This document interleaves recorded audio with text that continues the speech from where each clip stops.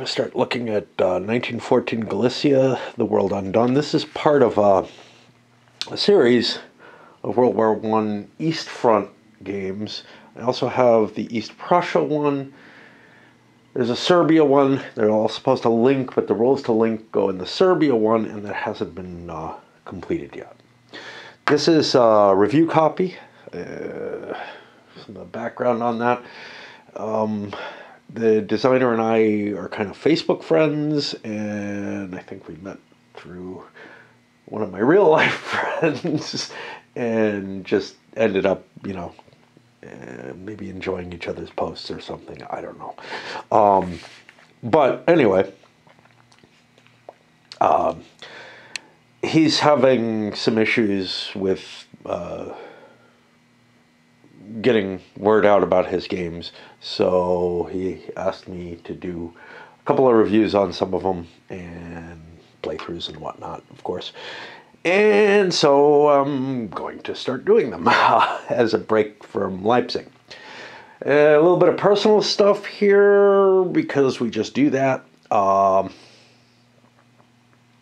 So even though I was like remarkably aware and capable on this Saturday, somehow or another I ended up getting it set up, but didn't get much more done. Part of it was there was a question on setup, but he responded almost immediately on that, and I would have guessed the right thing anyway. But I did laundry and fucked around watching Addams Family videos. So I should be able to start getting the playing in tomorrow. Just don't expect anything tonight showing up on the playthrough. So yeah, this is an operational level handling of the first, first couple months, not even first month or so of the war in the Galicia sector. I don't have anything on this subject matter. I've always wanted to get the Great War in the East quad. I don't think I have it. I have the old Tannenberg that was the magazine game from SPI, and I have my fun with that. That's why I'm doing this instead of the East Prussia. I'm not necessarily going to do reviews on all the games he sent me. He sent me 4 of them that I was interested in, but I only really kind of committed to doing 2. I'll probably do 3, but I'm unlikely to do the East Prussia as well as this, unless, at least in the near future, just because an excitement level, and I get to look at the system in either case. So, in essence, what we have is something that doesn't feel all that different from games of the era of that old SPI game. I mean, if we look at the counters, they're simple combat value movement on each one. Get some other values on them. The turn of entry for what that matters. And also of importance is actually the army unit designation. That has to do with turn of entry, but it also, for setup is indicated by these little numbers on the board. For the board itself, you have cities which have a victory point value to them, and there's a little bit of weirdness about that. We'll talk about it. Standard looking terrain effects chart. Each player has their own combat results table. I find that kind of funky because that allows a capability level to be expressed across both armies. That's a little different. I think they had a quality level in, if I can remember correctly, in the Great War in the East stuff, which probably served a similar kind of basis. But otherwise, it's a pretty standard combat results table. You can see got the 1.5 to 1, 3 to 2 ratios in there as well. A few different terrain types. The appearance is pretty decent, but again, has an old school look to it, right? And the game itself is of that old school type. Now, from what I've looked at so far, I'm not seeing anything that really strikes me as, oh man, this is a huge improvement. You know, this is significantly different from the games of that, you know, late 70s period, basically, mid to late 70s. But we'll take a look at it and see what we get. Okay. So starting with the rules, what do we got here? We got the different kinds of units in the game. These artillery units. This was one of my questions with the setup. The Austrians have some heavy artillery in the game and some other units that aren't associated with an army, and one of the questions is, well, where do I set them up? Well, the answer was with any other army. Okay, that makes sense.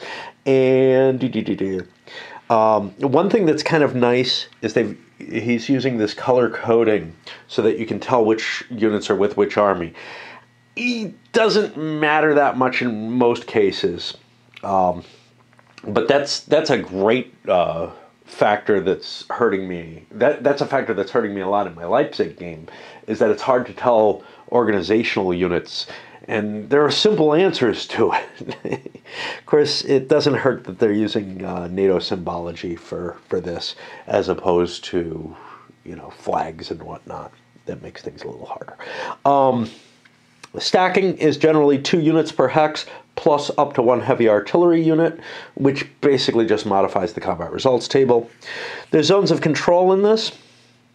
They don't project into fortresses or across rivers. Unfortunately, while there's a terrain effects chart, there's no key. Okay? And so what you have to kind of do is look at the terrain effects chart and make guesses. And for the most part, they're pretty easy. I noticed the tan and the brown, well, rough and mountain. I'm guessing the mountain is the darker. I'm almost certain that it is. But it would have been a little helpful maybe to have an example of each next to there as a key type thing. I don't know. It's all pretty damn intuitive. One thing to note, there's fortresses here. The Austrian fortresses have zones of control coming out of them. The Russian fortresses, there are some, are so badly maintained they don't have zones of control. You also have these white stars, which are special victory point hexes. We'll talk a little bit about them. They're objectives for the Austrian offensive, and this fits nicely with, say, something like La Grande Guerre, where every offensive has specific objectives, and you have to reach those, and then you can call the offensive a success. It shows some of that kind of aspect, but we'll see it as it applies in this.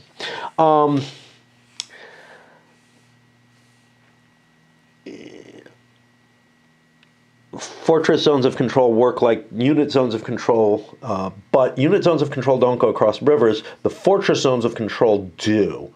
So you may not actually have a case. This one doesn't appear to have anything where that's really impactful. Well, it is, because if this fortress is captured, let's say this fortress is captured, this zone of control would still be extended by that fortress. So, yeah, it's possible. Okay, and this is the place that I can never pronounce. I've read it, tried to learn it, and it just fades every time, so it will forever be Przemysl to me, because damn Slavic consonant-filled words. Okay. Unit has to stop when it enters an enemy zone of control. If it begins in one, it can exit and continue moving normally, but it can't go directly from one to another. All pretty simple, unless the destination is occupied by a friendly unit, in which case it can move in but must stop. A unit that retreats into an enemy zone of control is eliminated if it's not occupied by a friendly unit. Zone of control doesn't change control of the hex. Always disliked that kind of wording, but zone of control is locked into the lexicon, and hex control is locked into the lexicon, so whatever. Control is only conferred by a physical presence. Line of supply. You have to trace supply lines to operate fully, at full effectiveness. This is going to be a line of hexes. unobstructed by enemy units and unoccupied enemy zone of control traced from a supply source to the unit in question. It's infinite size. The presence of a friendly unit in an enemy zone of control negates the zone of control for purposes of tracing. It can be traced into but not through mountain hexes, except for mountain hexes with railroads. Austrian sources are the south and western edge of the map within the Austrian border, which sounds like it's the whole damn thing. You don't have to go from just the railways. And Russians are the north and eastern map edges. Players may not trace supply through enemy-controlled hexes. Okay, so here's where we're at that. It's not enemy zones of control, it's enemy-controlled hexes. It's going to be a little hard to remember what hexes have been captured because this is an operational game, and I find this an inelegant solution, one that I will probably largely ignore. Like, if Austrian forces push up into here, I'm going to just kind of assume that they control everything back there. But the way the rules are written specifically, if you follow them by the letter of the law, they really have to step on every hex. So you have to keep track of the control of every hex in the board. That is beyond my willingness. And I'm sure is not the actual intent. But it means that you're going to have a fuzzy solution to a very strict problem. Unit unable to trace a line of supply when it begins its movement deducts 1 from its allowance each phase. Now, note, the movement allowance for infantry is shit. It's 2 hexes per turn. Cav, not much more, 3 in general. Although, there are some weirdnesses. Well, I wish I had all the pieces set out. There's like a Cav unit with a 2 movement allowance, and I think I've seen an infantry with a 4, which I don't know what the hell that's supposed to be. But I will treat it as it is because there's optional rules that make Cav different in this game, and we'll of course be playing with them. For that combat, a unit in a fortress does not need to trace a line of supply. Oh, I'm sorry. A unit unable to trace a line of supply for combat has its strength points halved, rounding down. Yeah, there are units with 1s that'll just go down to 0s, I guess, which of course doesn't work with the CRT, but okay. I guess you go to the maximum. A unit in a fortress does not need to trace line of supply for combat. Units which attack in the first combat phase are flipped over. Now, you'll notice I've got all the units flipped over. That's because I'm using an optional rule where you have hidden units, and there's actually dummy counters on the board as well. That complicates this, but I will be able to deal with it. Units which attack in the first combat phase are flipped over to their disrupted side and may not participate either in the second movement phase or second combat phase. These are flipped back to their front side at the end of their side's second combat phase. Okay. Sequence of play is a little weird here. Not terribly so, but you have a movement, combat, and then a second movement and second combat for each player turn. There's no interactivity here, but it does allow for some ability to exploit, right? So you move, you fight, and then other units can push past or whatever and fight some more. We'll see that in a minute. But the key here is if units attack in that first combat phase and make the breakthrough, they're not allowed to move or fight in the second movement and combat phase. Why is this going to be problematic? Okay, because if I'm using the hidden counters like this, I don't have that flip over answer. Do I have other answers? Sure, I can rotate counters. What I'm probably going to do, because I'm soloing it, is flip all the counters face up, move, take my attacks, and units that flip over face down, I'll use that disruption capability for that, and then that'll and then I unflip flip everything back over to its hidden side before the next player turn. So that works fine if you're playing solo. That's not going to work so well if you're playing opposed. But again, there are other solutions, and simply rotating counters is probably sufficient. The other thing is maybe leaving counters face up is the answer in that case, because in an opposed case, because counters that are face up are ones that have exposed themselves, so they've already attacked. If they attack, they expose themselves, so that may make more sense. Okay. Movement. In your movement phase, you can move all your units. Disrupted units can't move in the second movement phase. These are the ones that have attacked in the previous. At the instant a unit begins to move, you check line of supply, and it loses a point of movement if it can't. And then they spend movement point for each hex or hex side. Now, if we look at the costs here, for the most part, we've got 1 movement point for things. 3 movement points for mountains means, oddly, only cavalry can go into the mountains. That's problematic to me. That just doesn't make sense. And then, River's going to add 1. But otherwise, most things are not a big deal. It's like 2 movement points for the rough and the swamps, both of which become more navigable to cavalry again, which, again, I'm not really comfortable with how that is designed.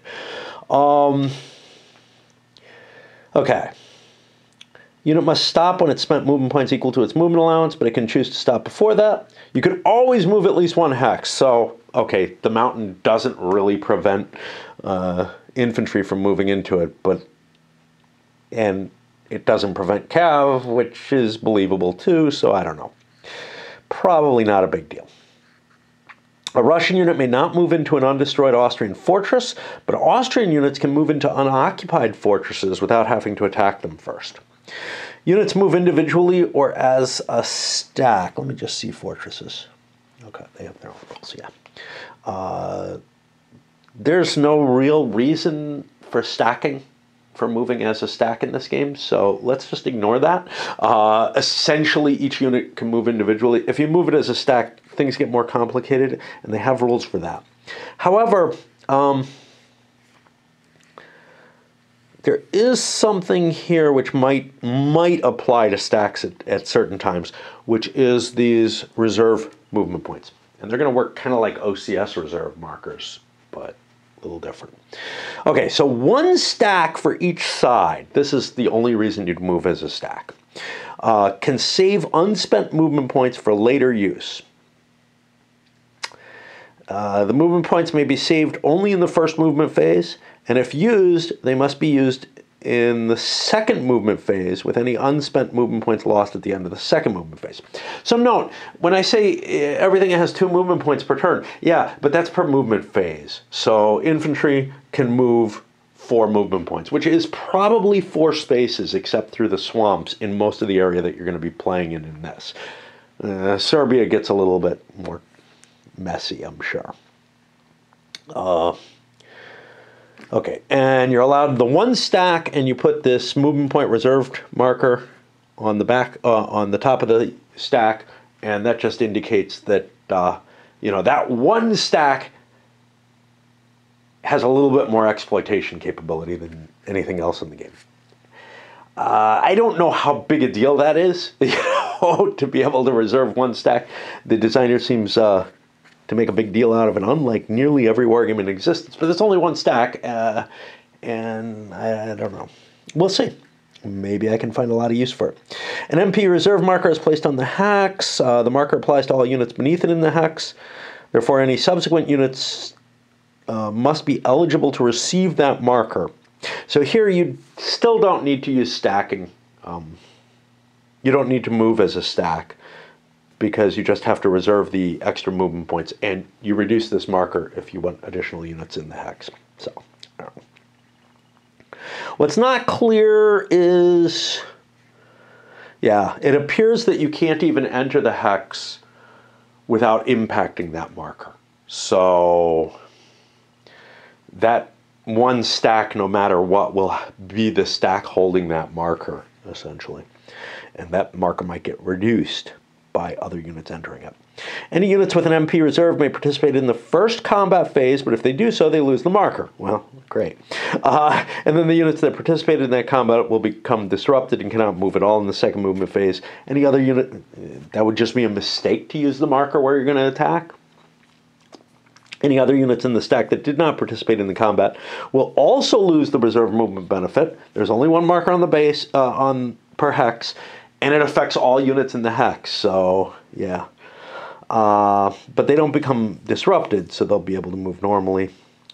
There's a lot of edge case stuff going around in there that, like, I don't know. Okay, rail movement. In order to rail move, you have to entrain, which costs 1 movement point, and we got a little choo-choo markers that you can use for that. And it costs 1 movement point to move an unlimited distance along uncut, friendly, controlled, connected railway hexes, and 1 movement point to train. Very interesting.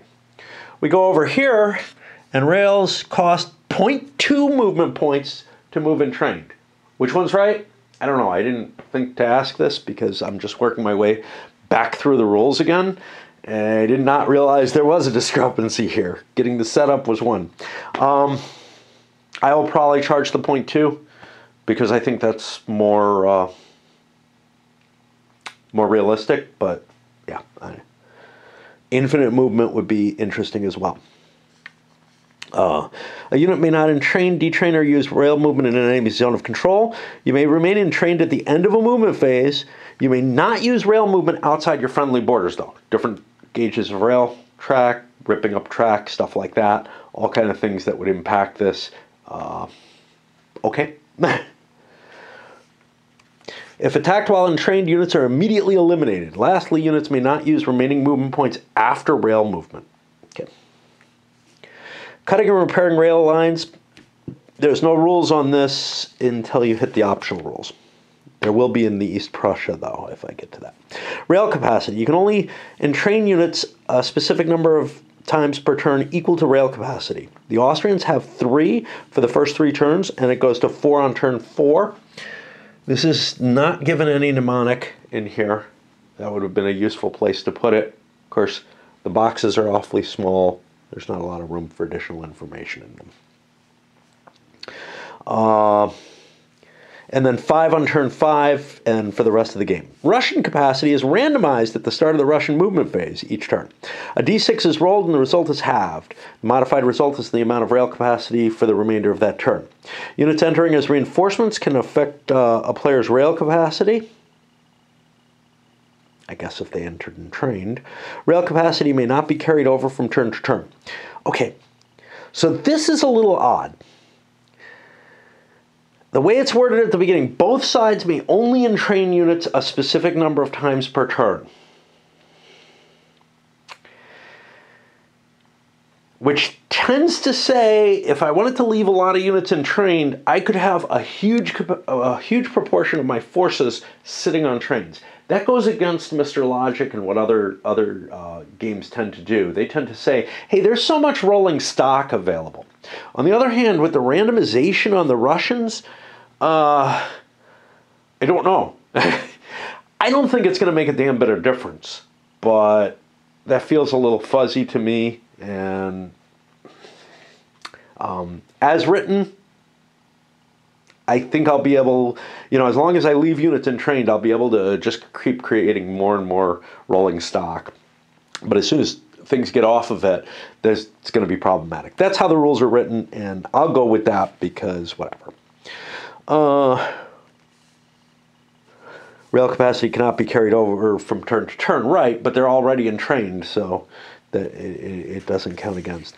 I actually would favor the more standard way of doing this, which is, hey, you can have 4 things entrained this turn, and if you leave things entrained, that's great. You don't have to pay the extra movement point, but whatever. Unit designated as reinforcement enters in the first movement phase. It enters from the side's map edge, paying the appropriate MP for the first hex entered. Reinforcements may enter already entrained, not having to spend extra. But they do count against the rail capacity for that turn if they do that. And again, yeah, that doesn't quite mesh with the how many units can you entrain on a specific turn. All reinforcements enter with their full movement allowance available, but we'll go with that as an exception to it. Combat. Friendly units adjacent to enemy units or fortresses can choose to attack those hexes. Combat's not mandatory. However, if a unit chooses to attack, then all enemy units in its zone of control must be attacked that phase, whether by that unit or by other friendly units. So you still see some soak-offs possible. To resolve each individual combat, each participating unit checks to see if it can trace a line of sight supply, and then the total modified strength points for the attacker are compared to those for the defender to create a ratio. As normal, rounding down, whatever. Different CRTs for the different players. They have Germans in here instead of Austrians. Oops. The attacker rolls a single die, and that's modified by the appropriate DRMs and cross-indexed with the ratio to get a result. The result will be eliminations, retreats, and advances. Well, let's see what we got here. Now, we don't have a description. What we have is impacting the attacker or defender with a number. Not sure what that is. Probably losses. Then elimination and exchanges, which are pretty obvious. I am guessing that losses can be taken as retreats or casualties, much like in the SPI game. All participating attacking units become disrupted, so they can't move again. All defending units in the hex must be combined into a total strength point. They cannot be attacked individually. Any units in the phasing attacking army that are adjacent to the defender may participate in the attack, and all the participating attacking units are combined to a single strength. Units in the same hex can choose to attack different defending hexes. Remember, you have to attack all adjacent defending hexes if you attack with something. If the defender is more than one hex and all attacking units are adjacent to all defending units, you can do it as a single combat, summing all the SPs from the attacking hexes and comparing it to the sum from the defending. We'll get to what hidden what the hidden counters affect to that later when we look at that option. But I have concerns about that, because do you have to declare your attack before you know what the enemy is? Do you have to declare how you organize all your attacks, basically? A defending unit in a fortress adds the fortress's SP, which is the number printed on the fortress, to the total defending SP. Now remember, if Russians' fortresses are empty, you can just move in and, I guess, destroy them. We'll see on the fortress rules. At the start of any combat, each unit must check to see if it can trace supply. If it cannot, it's halved. Rounding up here. Okay, earlier I believe it said down. A unit unable to trace a line of supply when resolving combat has its SP halved, rounding down for the combat. Here it's rounding up. Oops. I think rounding up is better, because you don't get the case where something has a 0 strength. So we'll go with that. But again, proofing doesn't seem to have been a major consideration here. The combat die roll may be modified by terrain. And by the way, there's no errata on Board Game Geek. I don't know if there is anywhere else, but I found a couple of mistakes so far. The combat die roll may be modified by the terrain. Got on the TEC here. Obviously, you want to roll low. The terrain gives penalties. Let's see. If the attacker is making a flanking attack and by heavy artillery, all DRMs are cumulative. Forest and swamp, the defender gets a +1/+2. River, if it's all attackers are crossing it, then there's a DRM of +3. But if anybody's able to go around the river and not attack on it, there's no DRM for that. Flanking attack gives a -1 DRM. Be nice if this were, again, present somewhere where I could easily see forgetting this. Again, present somewhere near the TEC or something, or with 2 CRTs, I wouldn't want to duplicate it. So I think in the center is where I would put it. It's kind of funny because, do we have it here? No. We have a bunch of notes that are somewhat useful. We have this NE and OT. That's taking up some real estate that maybe could have been used. Trying to think if the map could have been, if there's areas of the map that could have been reduced. I mean, it feels like there's a lot down here that could probably have been cut off to create some additional space. I can't imagine why anybody is going to be down here. So, you know, cut into the hex grid a little bit and add some charts or something. Flanking attack receives a -1. Occurs when all hexes adjacent to the defending hexes are occupied by the participating attacking units or are in the zone of control of participating attacking units. So if you completely surround an enemy with attacking units or their zones of control, only units attacking in this individual combat are considered, and the presence of defending units has no effect, i.e. they don't cancel out those zones. A heavy artillery stacked with a unit participating in the combat gives its DRM to the combat, -1 for attack, +1 for defense. And those are the few stacks on the board, there's like 2 of them, where the Austrians have 3 counters in it. I don't want to leave my artillery using it. I guess I could throw dummies in and use them as pretending to be artillery. I wasn't that clever when I did it. I actually had set up all my dummies first, I think. I don't know.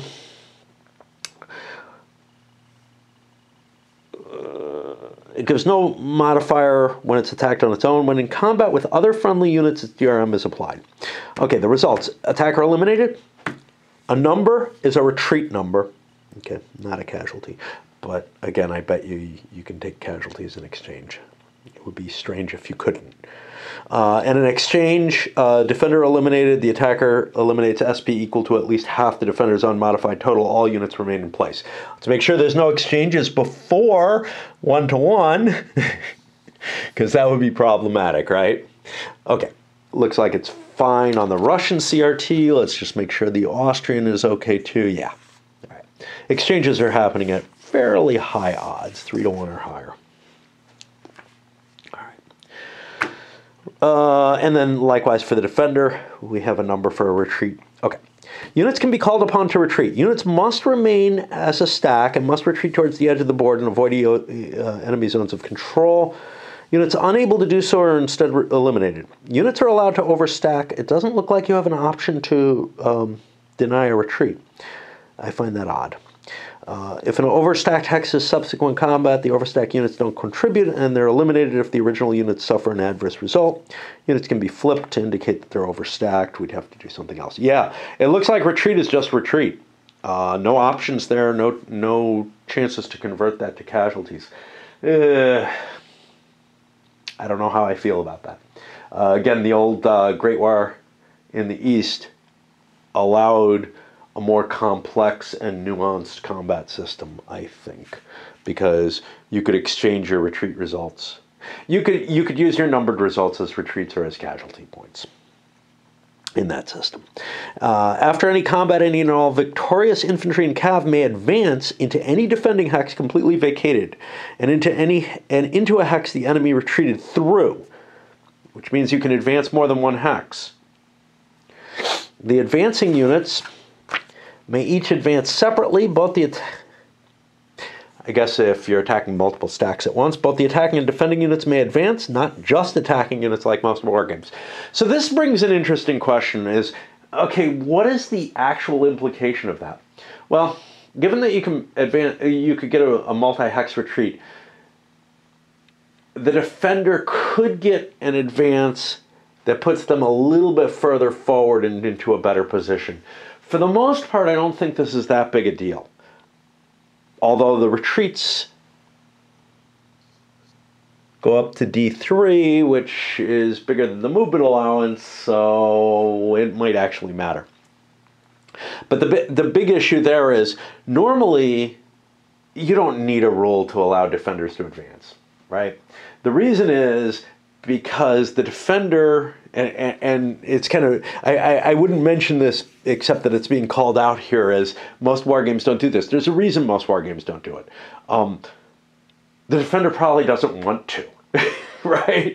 It's no biggie that they can. There may be cases where it's going to give a little bit advantage, but the defender generally doesn't want to because they can move that distance during their movement allowance. Of course, with multi-hex retreats, it may end up having some impact. So it does make some sense.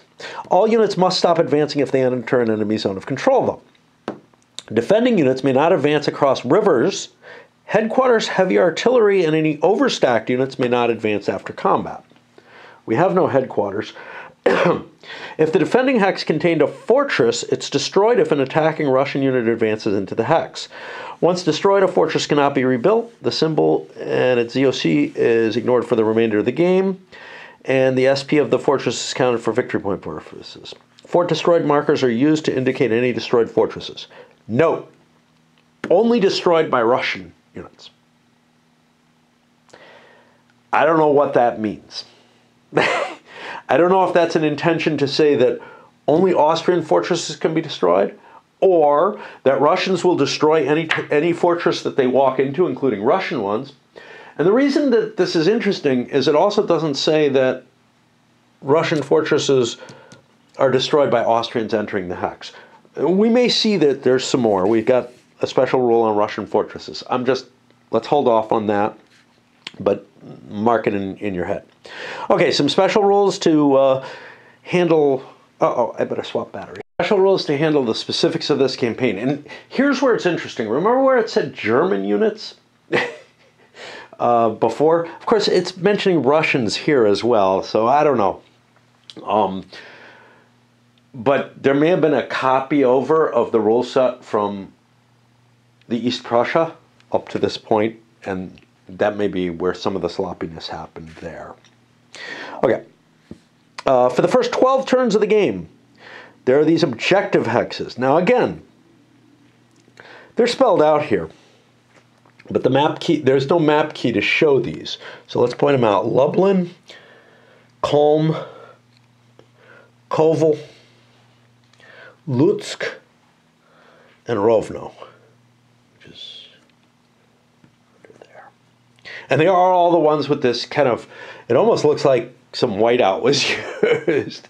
It's not very clear. It almost looks like a fortress was blanked out with whiteout or something. That would have been, I don't know. It's just a mnemonic device, so again, who cares?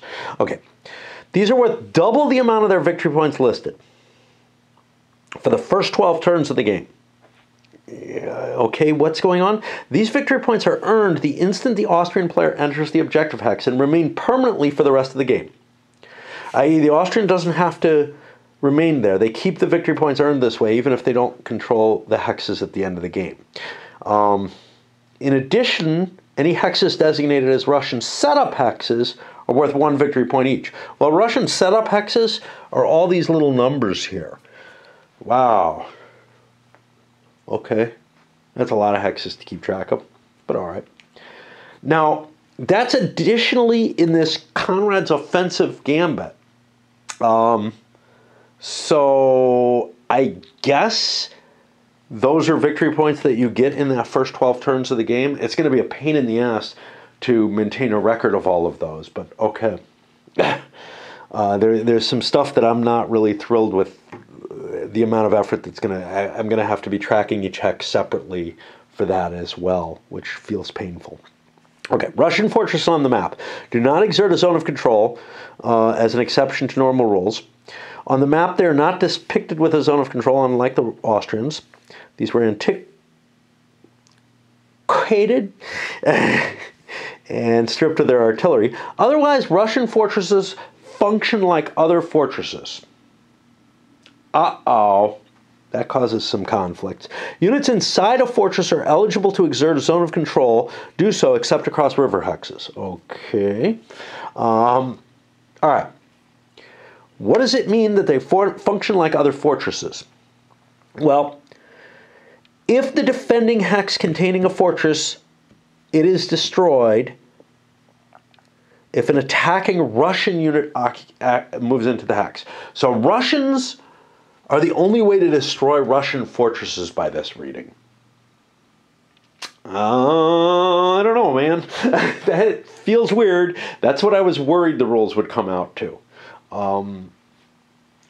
Austrians will never destroy any fortresses, but they maintain the advantage for Russian fortresses. Okay, I guess that's the strict reading of the rules.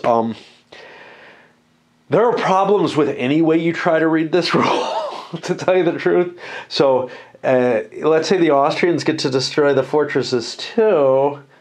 Okay, but I don't know. I just don't know.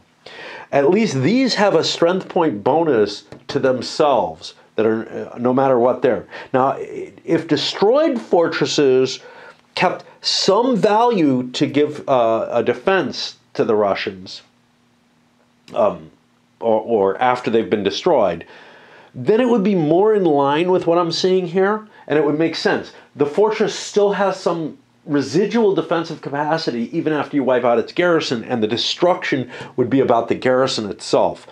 I don't know why Austrian fortresses... So another way of reading it would be only Austrian fortresses could be destroyed, but that means they have no residual value, whereas the Russian fortresses keep their residual value.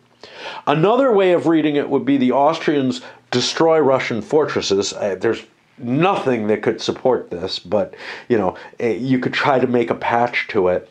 The Austrians will destroy their Russian fortresses when they walk into them too. Okay, fine. I guess there's nothing really terribly wrong with that reading of it. I'm very bothered by the idea, though, that the Russians are the only way to destroy Russian fortresses. So maybe I'll let the Austrians destroy Russian fortresses. Of course, they don't want to if they're going to defend them. Okay, Austral-Hungarian Coordination. There's a few units in the Austrian army, here's one example, that don't look normal. They have a Hungarian flag on them instead of the normal army division. Well, that makes them not so clear which army they're part of. You can kind of tell the color's kind of in there, I think.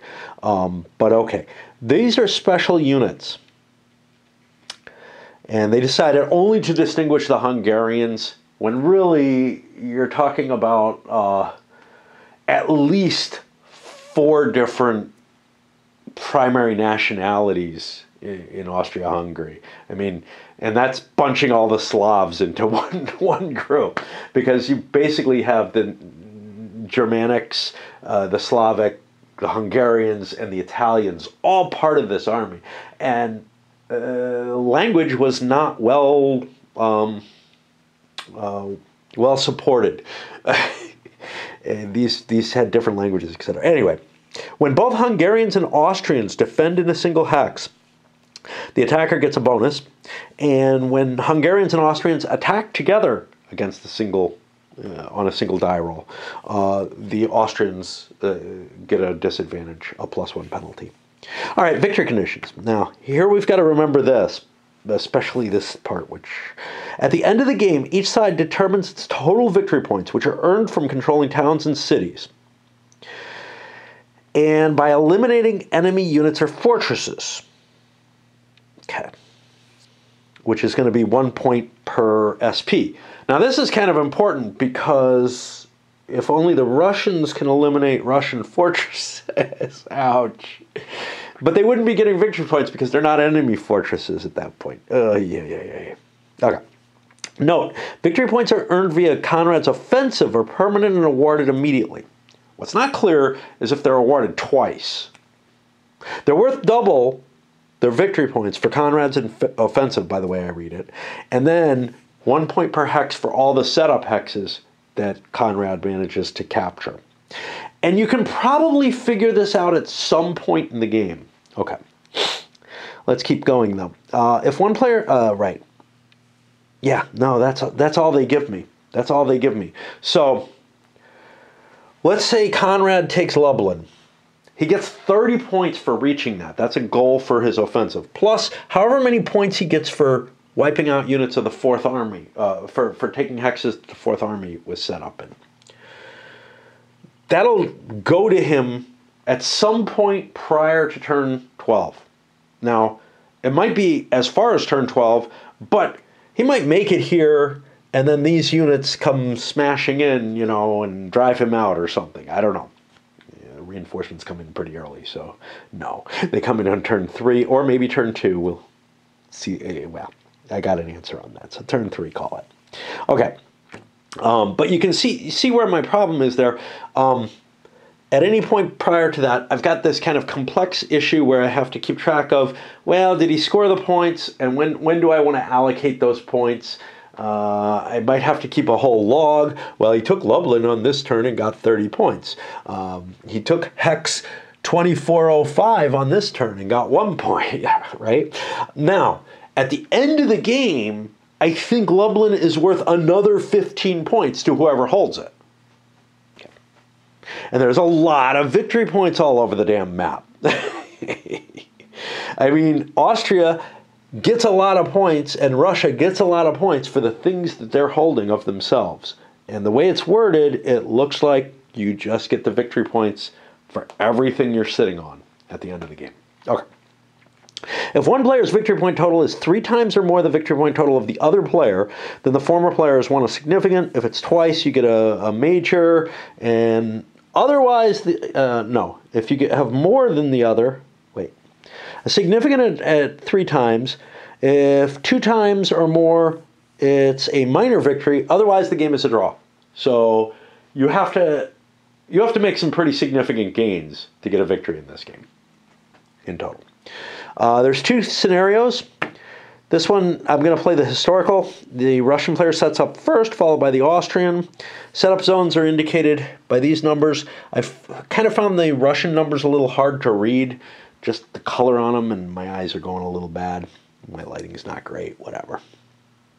But yeah, they did not jump out at me nicely. Place units of each army designation inside those setup zones. Units of the 8th and 9th Russian armies are set up adjacent to their entry hexes on the map and enter the game on the 2 as marked on their counters. On turn 2 as marked on the counters. Well, these counters are marked for turn 3. And over here it says turn 3, and I talked to the designer and it's turn 3. So we'll just assume that's a little wrong. In addition, there were the non-army units, which also are not going to be held in here. Yeah, they aren't covered here, but one can make a guess of what to do. All of the units with reinforcement turns are placed on the turn track on their appropriate turn. That's not a lot. That's part of the second army over here. Speaking of the second army, special rules, because honestly, Conrad wasn't sure which way he wanted the second army to go. He could have sent it down to Serbia. But anyhow, it historically had a slow mobilization. At the start of the game, prior to the Russians' first movement phase, the Austrian player rolls a die. On a 1 through 3, the second army may not move until the next turn. Otherwise, it may not move until turn 3.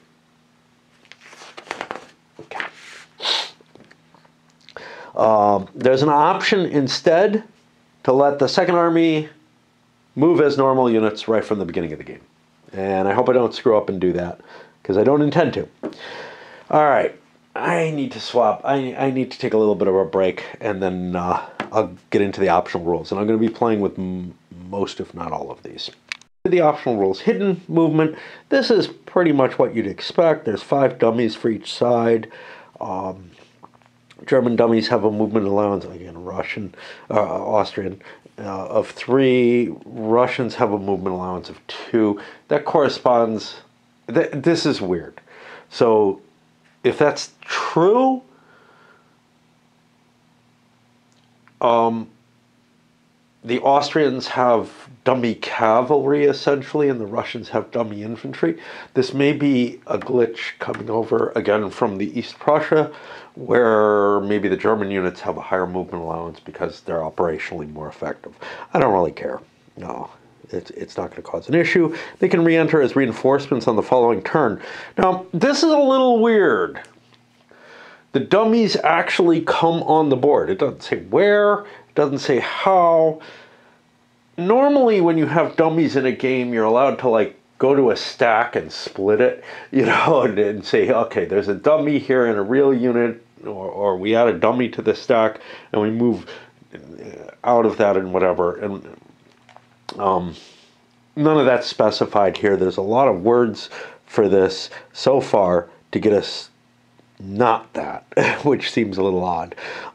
When using the rule, disrupted units may be rotated 45 or 90 degrees instead of being flipped. Yeah, I've already got my workaround for that, though, because I'm playing solo. We already talked about that. Dummies don't count against stacking limits. This is important because you might want to use dummies to make things look like the artillery stack. Cav. Okay. Cav never attack infantry head-on and had less auxiliary support than average infantry. The following roles. So, they're for probing and recon. All right, but they don't do that. They may never attack enemy infantry unless a friendly infantry is also involved. How do you know that if you're playing with the hidden movement? I don't know. Maybe they can expose something and not attack if they do. I don't know. It's not in there. Cav defends as normal when attacked by infantry. Okay? But see the next roll. When Cav is attacked by infantry units only, with or without heavy artillery, the Cav can choose to retreat 1 or 2 hexes before the combat.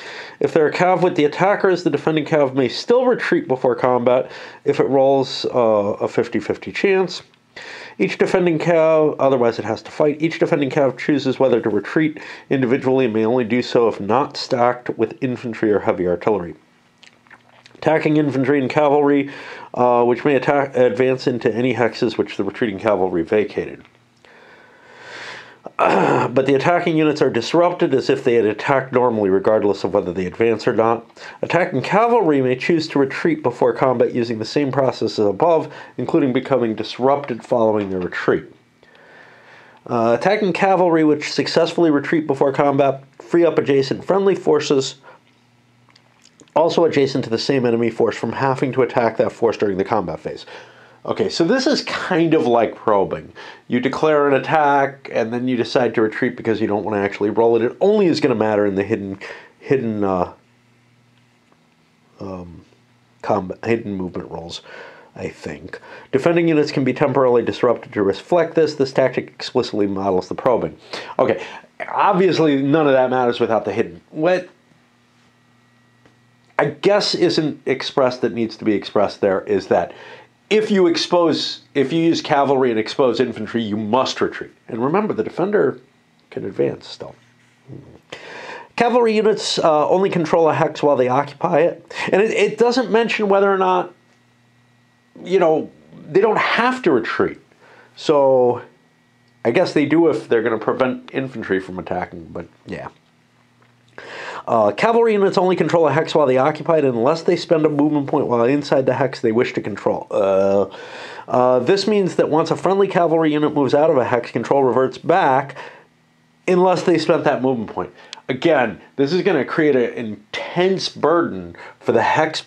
Basically, you have to understand every single hex that's controlled by the strict reading of the rules. And ouch. I don't think that's playable. I really don't. I think it's bad enough for the victory point hexes, which are all over the damn place, right? Not the Austrian ones, but the Russian setup hexes are all victory point hexes. That's a lot of hexes, along with all the actual hexes that have a victory point marker on them. Well, the Russian ones only count until turn 12, so. But I have the feeling the Russians are going to throw, if it's at all historical, the Russians throw the Austrians back a little bit. So if the Austrians don't reach something by turn 12, they probably aren't going to get there.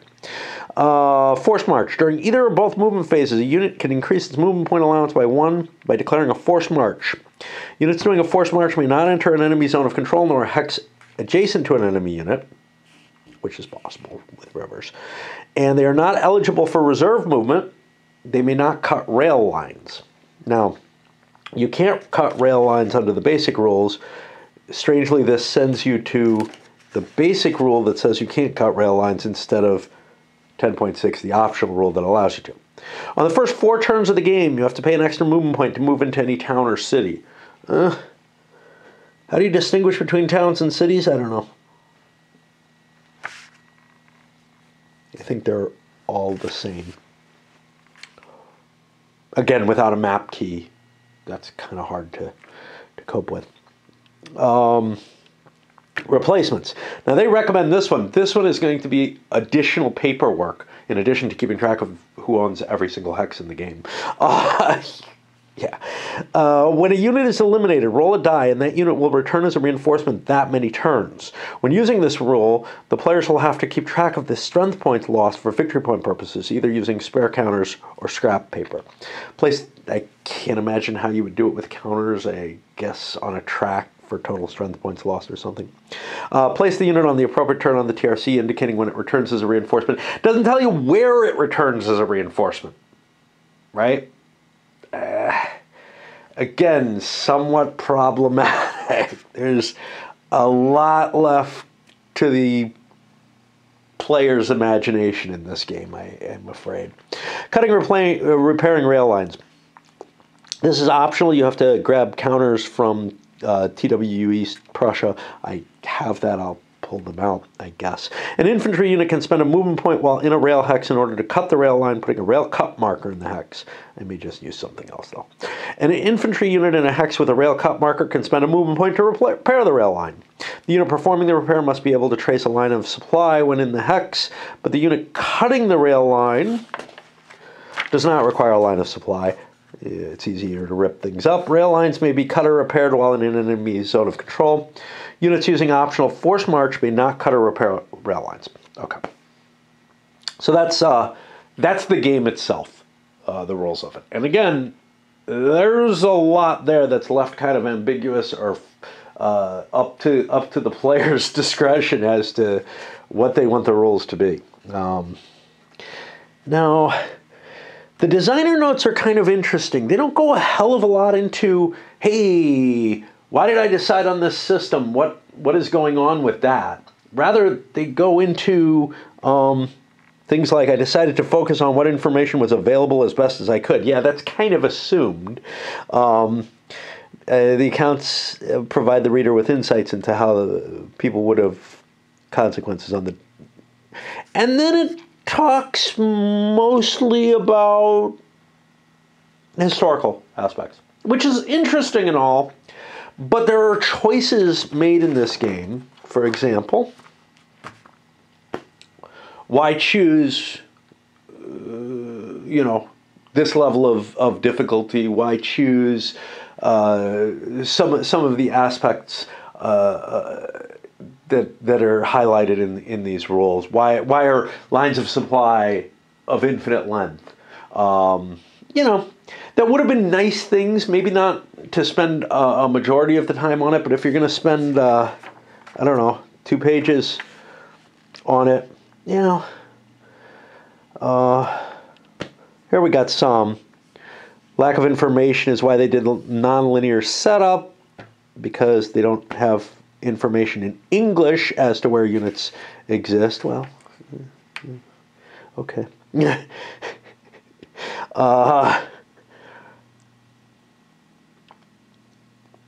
Here we have one that's important. A decision to limit the Austrian nationalities to just Austrian and Hungarian, because the game would be far more complicated than intended to be.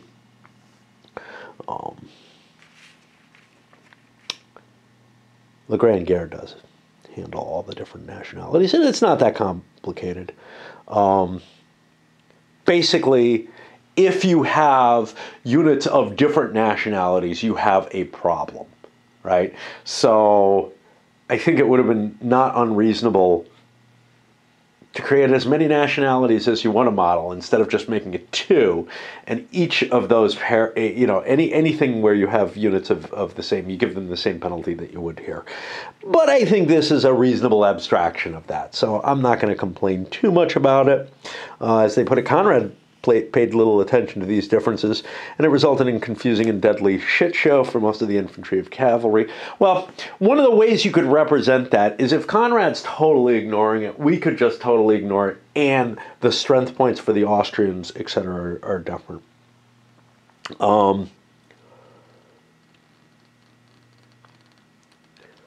talking about blaming Serbia, and I mean, I don't know, is this really necessary in an operational?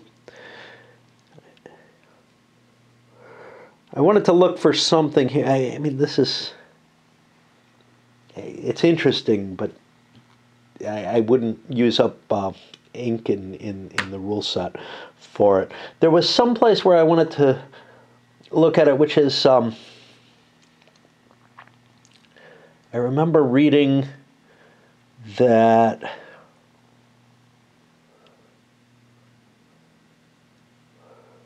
the players will probably succeed better with the Austrians than Conrad historically did, and just because of foresight and such not. Again, I have kind of a feeling of, well, you know, doesn't that mean that there's something not being modeled? You know, I don't know, because some of that depends kind of on how much you want idiot rules and whatnot. But, you know, if you look at the Great War in the East, Tannenberg scenario, they build in some idiot rules in there for the two armies not being able to cooperate. And wouldn't there be, is it something that would be appropriate here that might make sense? And maybe, to some extent, this initial war goals to get you victory points is actually a part of that.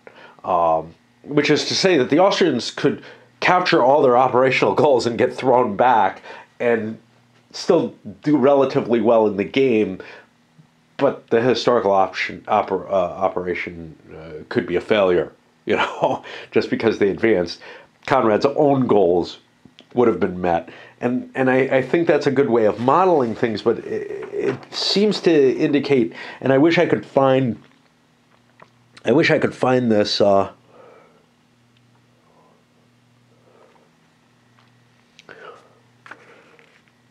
here we go. I think. The situation is not completely hopeless as it was for the Austrians historically, for the same reason that the Russians almost always perform better in board games than they actually did at the start of Barbarossa, given that it's difficult for a player to be as incompetent as their historical counterpart. That's what victory point systems are for. And possibly, again, that these would reflect the operational goals that you fail at, that you succeed at, but fail to be in a good position at the end of the game, kind of represent the thinking of the commander and should actually be the means of directing that kind of incompetence in the high command.